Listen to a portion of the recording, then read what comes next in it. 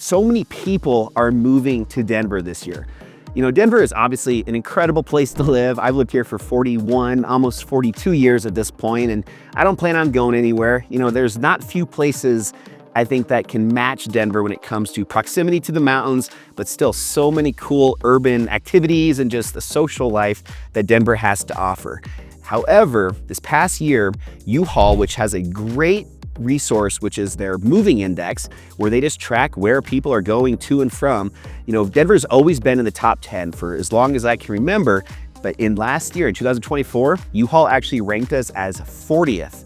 So in the bottom 20% of the entire United States for where people are moving to. So that was a major shift from what we're used to. And I think it's still a myth that a lot of people aren't really taking into consideration that Denver isn't quite as hot as it once was when it comes to people relocating here. Now, you know, there's obviously a lot of reasons for this, and I'll touch on a few of them today, but I will first want to just share with you a few places that have really jumped significantly up in the ranks, and that would be Phoenix, Nashville, and Tampa, Florida.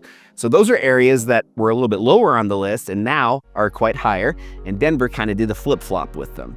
So, you know, you think about, you know, what are the main reasons why a lot of people maybe aren't putting Denver at the top of the list?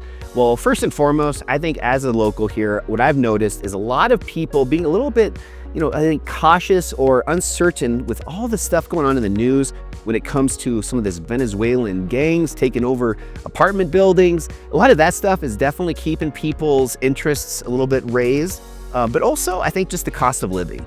You know, we compare our median home price here in Denver compared with the national average.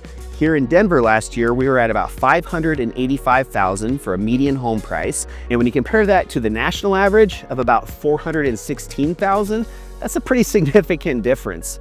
And I think the cost of living has to be very closely matched, or at least compared with the amount that people are making, or the median household income. And that's one thing that makes some of these other places like Tampa and Nashville that I just mentioned really attractive for a lot of people, is the home prices are fairly low, but also the median income is fairly high. So it's a lot more of a balance. In Denver, you know, depending on the type of industry you're working in, especially in the last few years, where I feel like the median home price, again, versus that income is just way more of a difference between the two, which makes it obviously much harder to live here.